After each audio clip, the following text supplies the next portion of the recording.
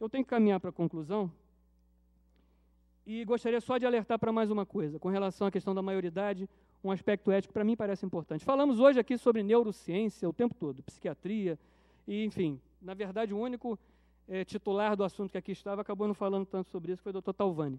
Mas, enfim, leigos que se intrometem a ler sobre o assunto. A neurociência diz o seguinte, que o adolescente só tem o seu cérebro completo, descobertas mais recentes, lá pela altura dos 28 a 30 anos. A última fase da formação cerebral é exatamente a formação das áreas de refreamento crítico do ser humano.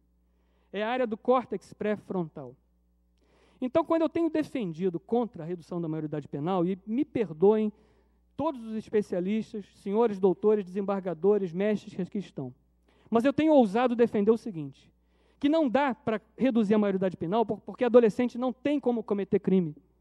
Adolescente sabe o que está fazendo? Sabe. Claro que ele sabe o que está fazendo. Só que a definição técnica pede o quê? Conhecer a natureza da sua ilicitude e determinar-se conforme este entendimento. Tem uma experiência em neurociência que foi a seguinte, colocaram 2 grupos de pessoas à frente de telas de computador e deram a seguinte instrução racional, vocês estão aqui para uma experiência científica, vai ocorrer um estímulo visual na tela e vocês não olharão para esta tela de computador. Todos receberam orientação, querendo colaborar com a experiência, começou a experiência. Estavam todos plugados com aquelas coisas para fazer a experiência neurológica. Os adolescentes, todos, nenhum deles conseguiu obedecer à ordem racional. Eles me fizeram a mensuração disso e o córtex pré-frontal deles estava hiperativado. Enquanto no dos adultos não estava tão hiperativado. Por quê? Porque havia nos adultos áreas de compensação crítica que permitiam que eles seguissem aquela ordem racional que lhes fora dada. Então, não é possível, na minha opinião, dado o avanço hoje da neurociência, imaginar, perceber, consentir com a proposta de que se reduza a maioridade penal, porque ela não é ética, porque ela trabalha um ser imperfeito. E mais imperfeito ainda por outra questão.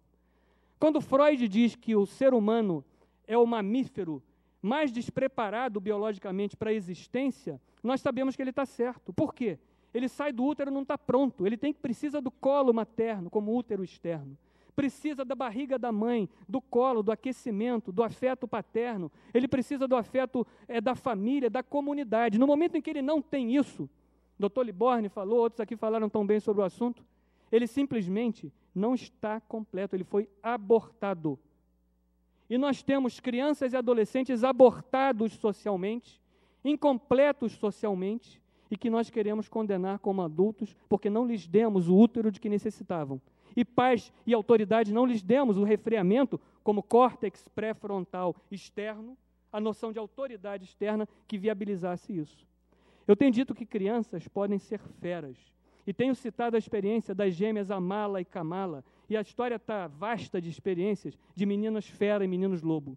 Amala e Kamala eram 2 meninas que foram criadas por lobos, e foram achadas por um missionário na Índia na década de 20, e se comportavam como lobos, andavam de 4, gruinham, comiam carne crua, e tentaram depois aculturá-las, já de pré-adolescência para adolescência. Uma delas não sobreviveu, a outra sobreviveu pouco tempo apenas. Crianças fera, porque por feras criadas foram.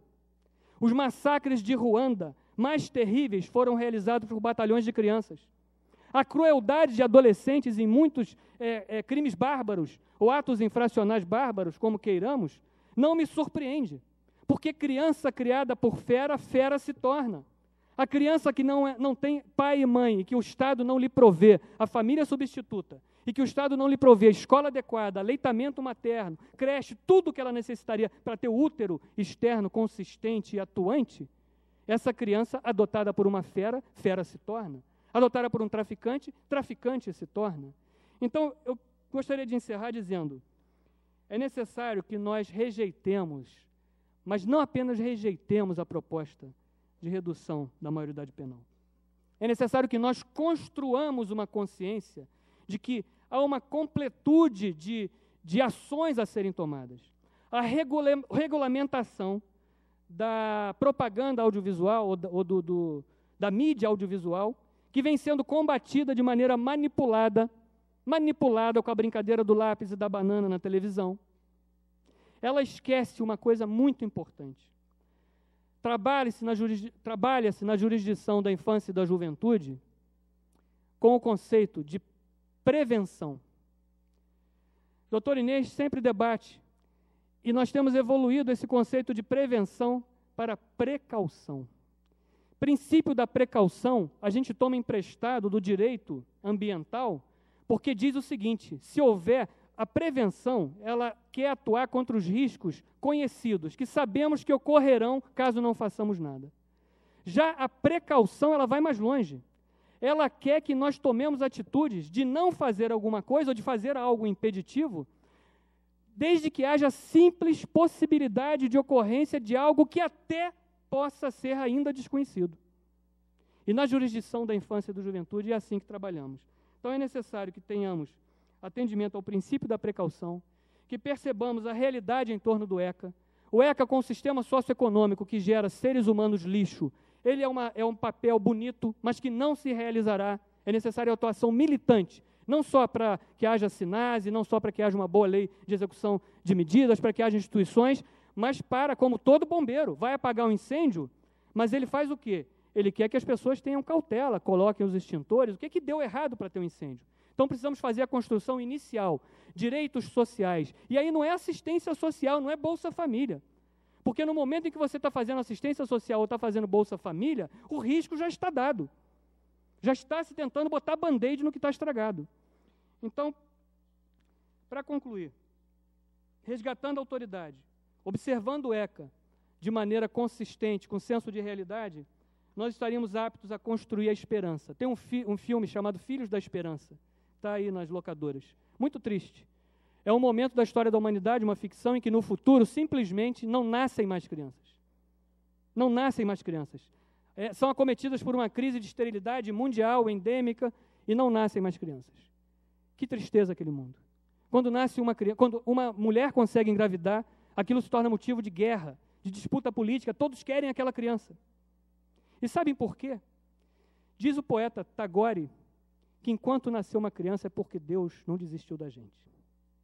E eu acho que Deus não desistiu da gente. Eu acho que o Brasil é hoje a praça das escolhas. E como eu li certa vez, que o legislador, ao fazer as leis, devia se ajoelhar para fazer as leis, eu acho que é assim que esse assunto devia ser tratado. Por isso que a minha história do início acabou com o rei ajoelhado para decidir. Que assim seja para todos nós.